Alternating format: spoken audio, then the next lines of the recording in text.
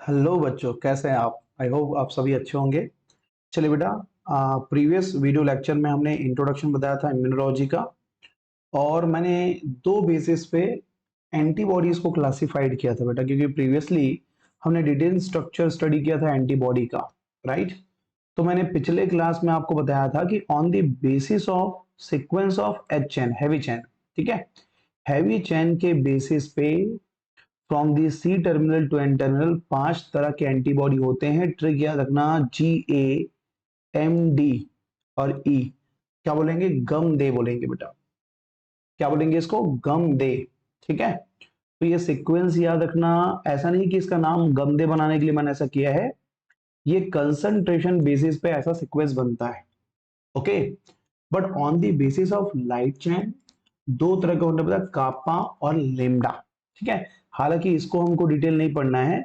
इस दुनिया में करोड़ों एंटीजन होते हैं, मगर उन करोड़ों एंटीजन को मारने के लिए सिर्फ हमारे बॉडी में 5 ही एंटीबॉडी होता है। क्या आपने सोचा कि ये 5 एंटीबॉडी ये करोड़ों तरह के एंटीजन से बाइंड कैसे करता है? राइट। सो बेटा, याद रखना कि हमारा जो वेरिएबल चेन है वही एंटीजन से बाइंड करता है, राइट। हमारा वेरिएबल चेन एंटीजन से बाइंड करता है, और वेरिएबल चेन में जो लगभग 110 अमीनो एसिड का जो रीजन होता है, जिसको हम सीडीआर कहते हैं बेटा, वो बहुत ही ज्यादा डाइवर्सिफाइड होता है, इसीलिए वो करोड़ों एंटीजन से बाइंड कर सकता है। मगर उसका जो फंक्शन होता है वो इन 5 बेसिस पे काम करता है। इनके अलावा अलग फंक्शन आपको नहीं मिलेगा, मतलब कि गम डे कैटेगरी के बाद आपको कोई भी अदर कैटेगरी ऑफ एंटीबॉडी नहीं मिलेगा। तो सबसे इंपॉर्टेंट जो सीएसईआर नेट और सीजी सेट में जो ज्यादातर क्वेश्चन आता है बेटा, वो आता है जी और ए से।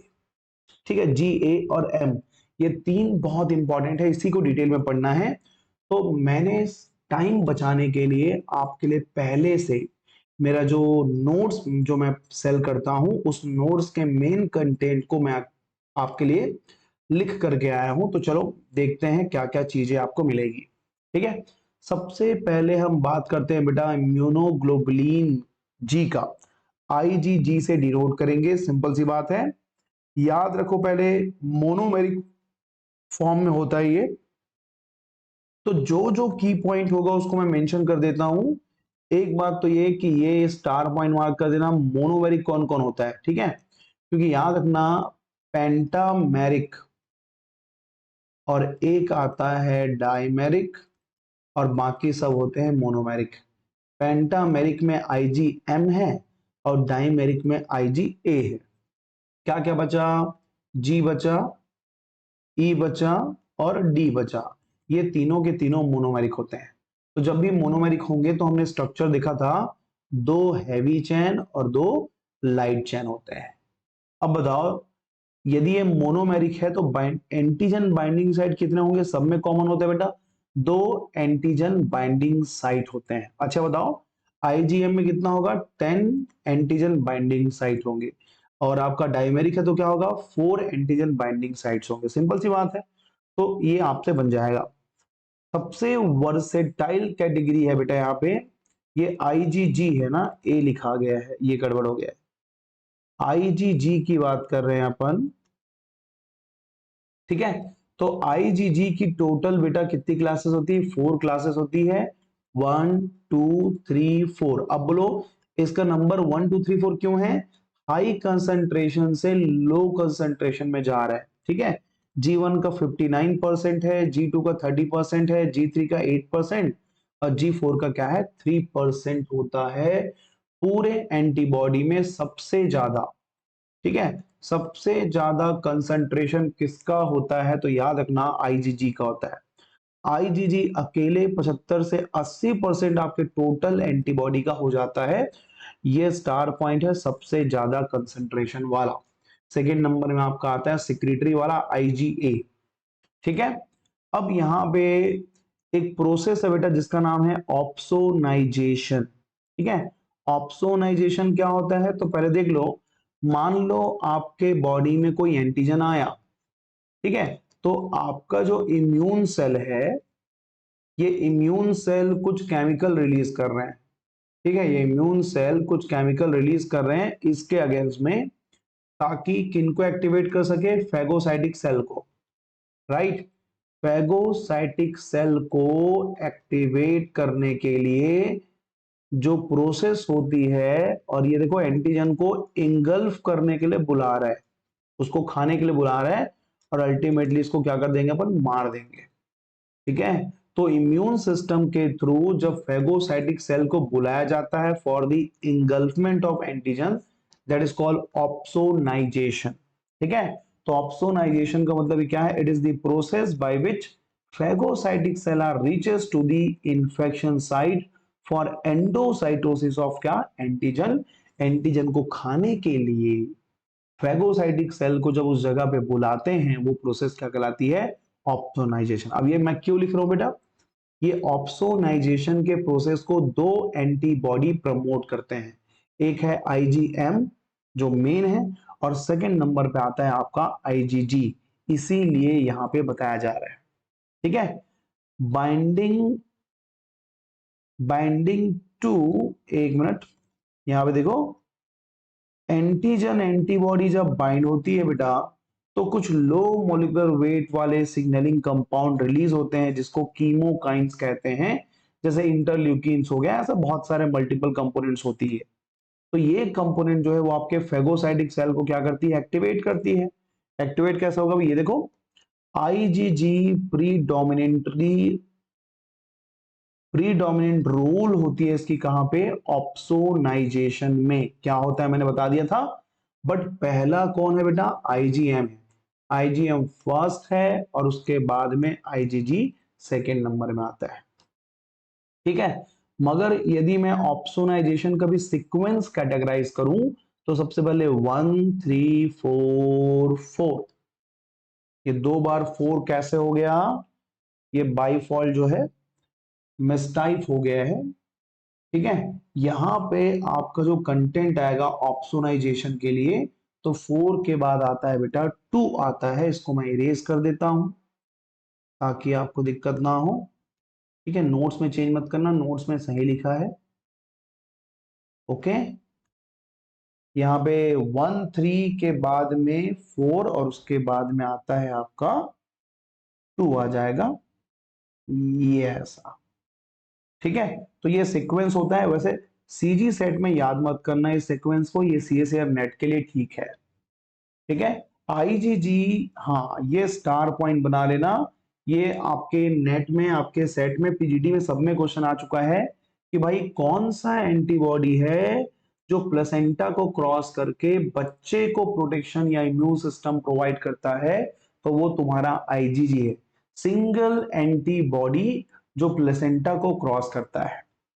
ठीक है, तो अब प्लेसेंटा की बात ही हो रही है, तो याद रखना बेटा, हमने प्रेगनेंसी को 3 3 महीने के 3 ट्राइमेस्टर में डिवाइड किया है, टोटल कितना हो गया, 9 मंथ हो गया।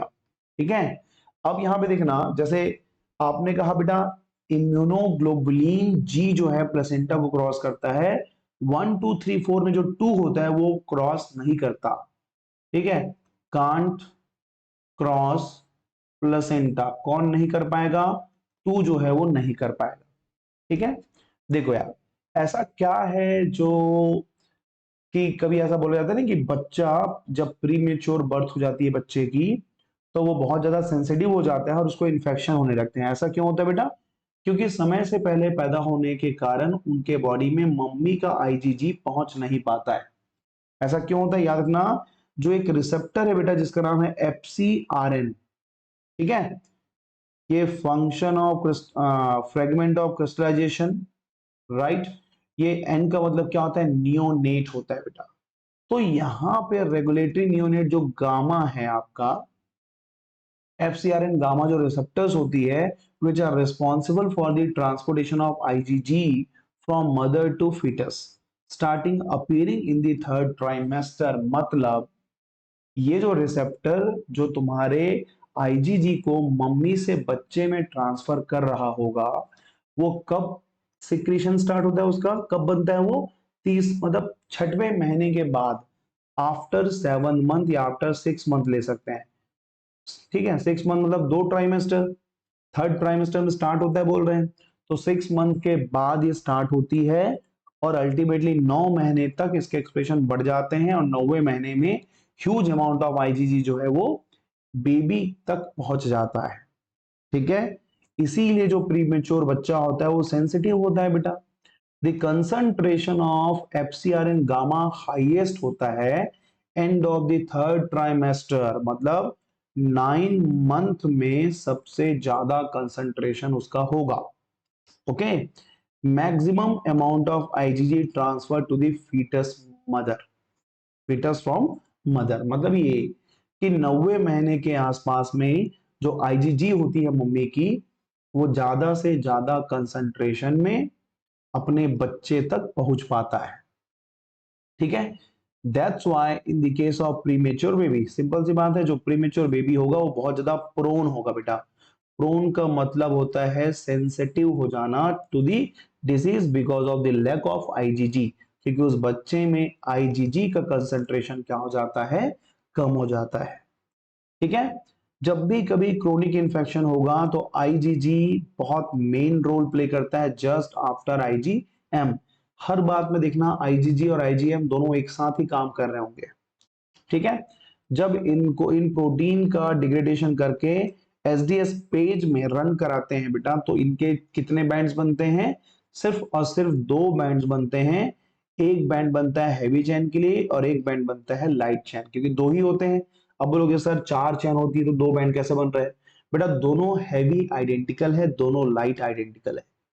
ठीक है, यदि मैं हाफ लाइफ की बात करूं बेटा आईजीजी का, तो 1, 2 और 4, 1, 2 और 4, इन तीनों का 23 दिन का होता है बेटा।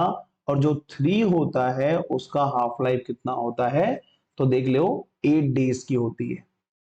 1, 2 और 4 का 23 डेज, और तुम्हारे आईजीजी जो 3 है उसका होता है बेटा 8 डेज का लाइफ साइकिल होता है, लाइफ स्पैन होता है। ठीक है, चलिए सेकंड नंबर का एंटीबॉडी, ये भी बहुत इंपॉर्टेंट है, याद रखना। आपके एग्जाम में जी और एम ज्यादातर आता है, क्योंकि यहाँ पे बहुत सारे टॉपिक बनते हैं। सबसे ज्यादा तो जी था बेटा, जी के बाद कौन है, ए है, और ए के बाद कौन है, तो तुम्हारा बोल देना एम है। ठीक है, 5 to 10% of the total antibody होती है, मैंने पहले ही बता दिया बेटा। अच्छा, तो 5 to 10 इंपॉर्टेंट है। ठीक है, उसके बाद में यदि हम बात करें इसकी, तो ये याद रखना आप कि भाई ये स्ट्रक्चर कैसा होता है, पेंटामेरिक स्ट्रक्चर होता है, मतलब इनके पास 10 एंटीजन बाइंडिंग साइट होगी, मगर ये मात्र एक बार में 5 एंटीजन से बाइंड कर सकता है। क्यों? क्योंकि स्टेरिक इनहिंड्रेंस होता है बेटा। क्या होता है? स्टेरिक इनहिंड्रेंस होती है, इसी कारण ये 5 से ही बाइंड कर पाता है। ठीक है, यहां पे आपको मैं तीनों का डायग्राम दिखा रहा हूं। जब हम बात करते हैं सिंगल एंटीबॉडी की, तो वो कुछ ऐसा दिखता है बेटा, राइट। यदि मैं डाइमेरिक की बात करूं, ये देखो, ये डाइमेरिक की बात करता हूं मैं। ठीक है, ये वाई शेप होता है और यहां पे आपका जे चैन होगा बेटा, और दूसरा एंटीबॉडी यहां पे जुड़ा होगा। ठीक है, ये आपका हो जाता है, ये कहलाता है डाइमेरिक। ठीक है, यदि आप पेंटामेरिक की बात करेंगे तो पेंटामेरिक में कुछ ऐसा होता है, ये ऐसा सेंटर में जे चैन प्रेजेंट होगी। ठीक है, यहां पे ऐसा कुछ करते हैं,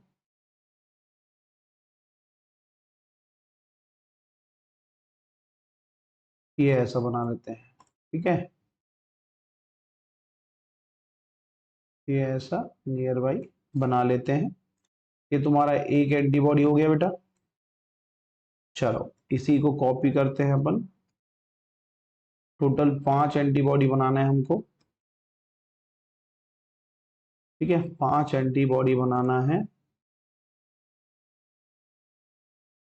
ये देखो, ये हो गया तुम्हारा 2, ये हो गया तुम्हारा 3, ये हो गया तुम्हारा 4, ये हो गया तुम्हारा 5। ठीक है, चलो भाई, अब देखो पांचों एंटीबॉडी को सेट कर दो अपने जगह पे, इसको सेट कर देते हैं ऐसे, ये टिल्ट हो जाएगा, ये ऐसे बना लेते हैं। इसको यहाँ पे सेट कर दें बेटा, ये यहाँ पे सेट हो जाएगा। ठीक है, ये हो गया सेट यहाँ पे। थोड़ा क्रिटिकल है, टाइम लगेगा। ये बना लेते हैं, इसको पहले टिल्ट करो, इसको यहाँ फिट कर दो और इसको डिलीट कर दो, ज़्यादा हो गया है, ये काम आ जाएगा अपने। इसको पहले टिल्ट करो, ये लो बेटा, टोटल हो गए आपके 5 एंटीबॉडी। ठीक है, 5 एंटीबॉडी मतलब पेंटामेरिक फॉर्म में प्रेजेंट है। अब पेंटामेरिक फॉर्म में यहाँ पे क्या आता है, अच्छा हाँ, यहाँ पे एक स्पेसिफिक चेन प्रेजेंट होती है और जिसको हम कहते हैं बेटा सिक्रीटरी चेन कहते हैं। कलर क्या दूं इसको, रेड देता हूं। ये ऐसा होता है, ठीक है, इसको हम कहते हैं सिक्रीटरी चैन के नाम से जानते हैं। ये तुम्हारा क्या है, तो ये तुम्हारा जे चैन है। यहाँ पे गोल गोल दिख रहा है वो क्या है, जे चैन है। जे चैन दोनों में है। अब देखो यहाँ पे कितने चैन हो गए बेटा, लाइट हो गया, हैवी हो गया। ठीक है, जे चैन हो गया और सिक्रीटरी चैन हो गया। यहाँ पे क्या है, लाइट है, हैवी है, जे चैन है। यहाँ पे क्या मोनोमेरिक है, तो क्या हो जाएगा, लाइट और हैवी। और कुछ होगा क्या, नहीं। कितने वैरायटी ऑफ चैन होंगे वो आपको देखने में समझ में आ जाएगा। ठीक है, तो ये हो गया तुम्हारा एंटीबॉडी का स्ट्रक्चर। इसको हम क्या कहेंगे बेटा, मोनोमेरिक। ये मोनोमेरिक स्ट्रक्चर है। ये तुम्हारा डाइमेरिक स्ट्रक्चर है और ये तुम्हारा क्या है, पेंटामेरिक स्ट्रक्चर है बेटा। ठीक है, तो अब चीजें जो है बहुत जल्दी समझ में आ जाएगी। 5 एंटीजन बाइंड करते हैं एक बार में।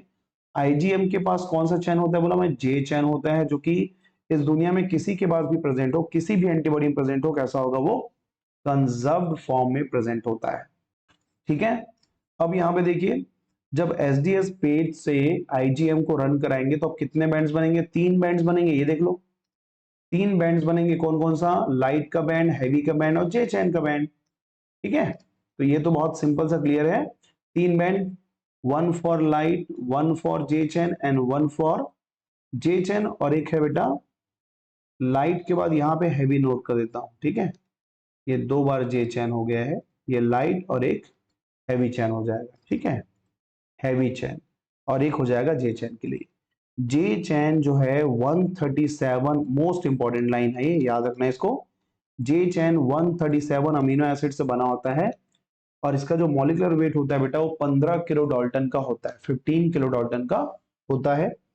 डाई सल्फाइड बॉन्ड इसमें प्रेजेंट होती है जो कि स्टेबिलिटी परफॉर्म करती है आपके पेंटामेरिक स्ट्रक्चर का।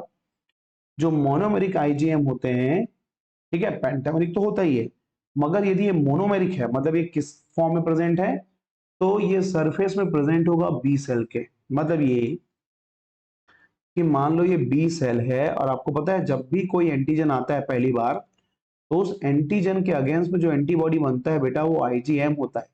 और ये आईजीएम कैसा होता है, मोनोमेरिक पहले होता है। जब ये ब्लड स्ट्रीम में चले जाएगा तब जाके क्या हो जाएगा, पेंटामेरिक स्ट्रक्चर में प्रेजेंट होगा। मतलब ये मोनोमेरिक और पेंटामेरिक फॉर्म दोनों में होते हैं। जब ये मोनोमेरिक फॉर्म में है तो मान के चलना कि ये रिसेप्टर की तरह काम कर रहा है। और कहां प्रेजेंट है, तो तुम्हारे मैच्योर बी सेल में प्रेजेंट होता है, always as a membrane bound receptor. Right, तो ये हो गया तुम्हारा आईजीएम। आईजीएम के बारे में और देख लो। ये जो आईजीएम है बेटा, इसमें जे चैन जो प्रेजेंट होती है उसका पेंटामेरिक स्ट्रक्चर में कोई रोल नहीं है। उसमें रोल है मेन किसका, डाई सल्फाइड बॉन्ड का। मतलब यहाँ पे जो तुम्हारे में बॉन्ड बना के रखा है वो कौन है, तो यहाँ पे ना तुम डाई सल्फाइड बॉन्ड ऐसे बना सकते हो, ऐसे ऐसे बना सकते हो, 1 2 disulphide bond, 1 2 disulphide bond, 1 2 disulphide bond. मतलब पेंटामेरिक स्ट्रक्चर के लिए मेनली कौन है, डाइसल्फाइड बॉन्ड रिस्पॉन्सिबल होते हैं। जितने भी तुम्हारे एंटीबॉडीज होते हैं बेटा उसमें से आईजीजी जो है इवोल्यूशनरी ओल्डेस्ट एंटीबॉडी में आता है। ठीक है, और आपका जो आईजीएम होती है वो फर्स्ट एंटीबॉडी है जो कभी भी, ये तो मैंने बताया कि कभी भी जब एंटीजन आएगा, सुनो ध्यान से, पहली बार यदि कभी एंटीजन आया है तो कौन बनेगा, आईजीएम बनता है। सेकेंड टाइम यदि एंटीबॉडी आता है, एंटीजन आता है, तो आईजीजी बनता है। ठीक है, तो आईजीएम और आईजीजी जो है बहुत एक दूसरे का बहुत सिमिलर रोल आपको देखने को मिलेगा। जब भी क्रोनिक इन्फेक्शन होती है तो आईजीएम जो है वो मेन रोल प्ले करता है। और मैंने आईजीजी में बताया था कि कॉम्प्लीमेंट एक्टिवेशन में मेन काम किसका है, आईजीएम का है, एंड देन आपके आईजीजी का है। तो इतना जो है वो इंपॉर्टेंट पॉइंट मैंने आपको बता दिया है छोटे छोटे पॉइंट्स में। सबसे ओल्डेस्ट में ये होता है। ठीक है, नियोनेट में सबसे पहली बार कौन बनती है, तो आईजीएम बनती है। ठीक है, ओल्डेस्ट में कौन होता है, तो आईजीजी होता है। इतना मैंने आपको पॉइंट्स बता दिए हैं, इसको देख लेना और कवर कर लेना। ठीक है, ओल्डेस्ट में आईजीजी हो गया ना, ये आईजीएम है, इसको चेंज कर लो। ओल्डेस्ट में आईजीएम कंपोनेंट जो है वो सबसे पुराना होता है, ना कि आईजीजी। ठीक है, तो ये हो गया बेटा तुम्हारा इम्यूनोग्लोबुलिन आईजीएम की बात। अब ए की बात करते हैं। ए में ज्यादा मेजर चीजें नहीं है, ज्यादा दिक्कत नहीं होगी आपको, बहुत जल्दी कवर हो जाएगा। मैंने पहले ही डायग्राम दिखाया बेटा, डाइमेरिक स्ट्रक्चर होती है। ठीक है, डाइमेरिक नेचर का होता है, 4 एंटीजन बाइंडिंग साइट होती है, मैंने बता चुका है। इसमें heavy light J and secretory chain होते हैं। Heavy light J and secretory chain होते हैं। J chain responsible for the dimeric configuration. वहां पे जे चैन डाइमेरिक कॉन्फ़िगरेशन के लिए रिस्पॉन्सिबल नहीं था, मगर यहाँ है। ठीक है, और जो सिक्रेटरी चैन होते हैं वो ट्रांस एंडोसाइटोसिस करने के काम आता है। जो हमारा आईजीए होता है बेटा वो दो तरह के होते हैं, आईजीए1 और आईजीए2। ठीक है, हालांकि एक ब्लड में आईजीए हो गया और एक्स्ट्रा ईसीजी। ठीक है, ये ईसीजी गलत लिखा गया, एक्स्ट्रा सेलुलर मैट्रिक्स आएगा, ईसीजी नहीं है, ये क्या है, ईसीजीएम है। एक्स्ट्रा सेलुलर मैट्रिक्स में जो होता है वो कौन है, तुम्हारा आईजीए है। आईजीए है, टीयर्स में होगा, म्यूकस में होगा, सलाइवा में होगा और मिल्क में होता है। इनके दो सब क्लासेस होते हैं बेटा, 1 एंड 2। जो एक्स्ट्रा सेलुलर फ्लूइड है, यहाँ पे लिखा है मैट्रिक्स बोल दो या फिर फ्लूइड बोल दो, both are equal in concentration. मतलब 1 और 2 जो है इक्वल कंसंट्रेशन में प्रेजेंट होते हैं। मगर यदि मैं ब्लड की बात करूं तो ब्लड में बेटा ये ऐसा होता है, 80-20 होता है। 80% इसका और 20% इसका होता है। ठीक है, तो ये तुम्हारा बेसिक इंट्रोडक्शन है तुम्हारा आईजीए का। कुछ पॉइंट्स यहाँ है, इसको देख लो पहले। जब फेगोसाइटोसिस और पिनोसाइटोसिस होता है, right, so engulf molecule degraded because of the acidic pH। जब भी कभी इम्यूनोग्लोबुलिन ए जो है एक्शन रोल प्ले करेगा, तो आफ्टर द इंगल्फमेंट जो तुम्हारे कंपोनेंट्स होते हैं वो डिग्रेड हो जाते हैं because of the acidic condition. हालांकि इस लाइन का यहाँ पे उतना ज्यादा काम नहीं है, बट नोट्स में दिया हुआ है तो उस लाइन को मैंने मेंशन कर दिया है। ड्यूरिंग ट्रांससाइटोसिस जो आईजीए होता है बेटा आसानी से ट्रांसफर कर लेता है from the plasma membrane without any damage. इसमें डैमेज ना होने का रीजन क्या है बेटा, सिक्रेटरी चैन है। ठीक है, सिक्रेटरी चैन उसको बचा के रखता है, प्रोटेक्शन देता है। देखो नीचे लिखा हुआ है, secretory chain also provide the protection to the dimeric IgA from the proteolytic enzyme. इसीलिए आसानी से डिग्रेड नहीं होता। जो ट्रांससाइटोसिस है बेटा, प्लाज्मा मेम्ब्रेन के आर पार जाने का जो प्रोसेस है वो रिसेप्टर मीडिएटेड ट्रांसलोकेशन का प्रोसेस होती है। और आईजीए का टोटल कंसंट्रेशन आईजीएम से ज्यादा होती है, 10 to 15% होता है बेटा। सबसे ज्यादा जी है, उसके बाद में ए है और उसके बाद में एम है। ये तीनों का कंसंट्रेशन आपने देख लिया है। यदि डेली सिक्रीशन की बात करूं तो सबसे ज्यादा सिक्रीशन तो इसी का मान लो, एक दिन के सिक्रीशन की बात करेंगे तो। ठीक है, 2/3 of the total antibody produce every day is IgA. आईजीए1 एंड ए2 जो है वो पॉलीसेकेराइड एंटीजन से बाइंड तो कर लेता है, मगर जो तुम्हारा आईजीए1 होता है बेटा हाईली स्पेसिफिक है। देखो, 1 स्पेसिफिक है प्रोटीनियस के लिए और 2 स्पेसिफिक है लिपोपॉलीसेकेराइड्स के लिए। ये लाइन जो है वो एमसीक्यू में पूछा जा सकता है।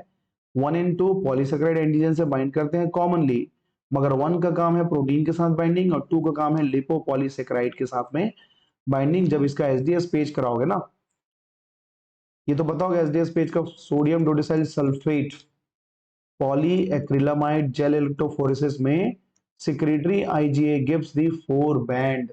क्यों 4 बैंड दे रहा है? हैवी के लिए, लाइट के लिए, सिक्रेटरी के लिए और जे चैन के लिए। ठीक है, तो ये तुम्हारा 4 बैंड्स का फॉर्मेशन करेगा। आईजीडी सबसे सस्ता है बेटा, इसका एक ही काम है, ये बी सेल के ऊपर में रिसेप्टर का काम करता है, only act as a receptor. ठीक है, ये बी सेल के सरफेस में रिसेप्टर की तरह काम करता है, हमेशा मोनोमेरिक होगा, फंक्शन अभी तक डिफाइंड नहीं है। जो आईजीडी है बेटा, मेजर रोल प्ले करता है during the maturation of B cell. क्यों? क्योंकि बी सेल के सरफेस में प्रेजेंट है, बी सेल के सरफेस में प्रेजेंट है तुम्हारा आईजीडी। ज्यादातर इसका काम नहीं है, जो भी काम है वो शुरू के 3 एंटीबॉडी का है। आईजीई का भी कुछ भी नहीं है, आईजीई इतने में ही खत्म हो जाएगा, 2 लाइन में खत्म कर देते हैं इसको। ठीक है, आईजीई जो है इओसिनोफिल और बेसोफिल के सरफेस में होता है बेटा। ठीक है, इनके सरफेस में होता है, मतलब सिंपल सी बात है, ये कौन से फंक्शन को रेगुलेट करता है? तो एलर्जिक रिस्पॉन्सेस देता है। ठीक है, एलर्जिक रिस्पॉन्स को प्रमोट करने वाला एंटीबॉडी कौन सा है? तो आईजीई है। अब यहाँ पे बेटा तुमको ट्रिकी क्वेश्चन आएगा, तो उसको देख लो आप। कंसंट्रेशन तो गमदे है, याद करने की जरूरत नहीं है, गमदे। हाफ लाइफ में भी क्या है? गमदे है। जैसे मैंने बताया था ना कि 1, 2 और 4 का 23 दिन होता है और 3 का 8 डेज होता है, ये आपको याद रखना है। देखो 23 से लेकर के 8 दिन के बाद 6 दिन में ए आ गया, एम, फिर डी, फिर ई, ये सीक्वेंस में है। तो कंसंट्रेशन और हाफ लाइफ का सीक्वेंस है गमदे। कंसंट्रेशन का भी गमदे है और हाफ लाइफ का भी क्या है बेटा? GAMDE है, गमदे ही है। ठीक है, मॉलिक्यूलर वेट ऑफ एंटीबॉडी की बात करेंगे तो पेंटामेरिक सबसे ज्यादा मॉलिक्यूलर वेट होगा M, उसके बाद में डाइमेरिक होगा, ये दो तो सीक्वेंस बन गया। फिर EDG। ठीक है, माई डॉग करके बोलते हैं, माई डॉग। ठीक है, माई मतलब MAE, डॉग मतलब D और G, ये देखो MAEDG। तो ये हो गया तुम्हारा मॉलिक्यूलर वेट वाला कंडीशन। इतना डेटा तुमको याद करना है इन द केस ऑफ एंटीबॉडी बेटा। ठीक है, तो ये कंटेंट आप लोग अच्छे से नोट कर लेंगे। ओके, ये पूरा कंटेंट आप नोट कर लेंगे। याद रखना कि सेट एग्जाम में एक न एक एंटीबॉडी तो आएगा ही आएगा, तो इस बेसिस पे ये इंपॉर्टेंट है, ऐसा मान सकते हैं। ठीक, चलिए, तो ये हो गया टोटल बेटा एंटीबॉडी। कल की क्लास में हम देखेंगे नियोनेट इम्यूनिटी देखेंगे बेटा, और इम्यून सेल के बारे में बात करेंगे। ठीक है, चलिए, टेक केयर।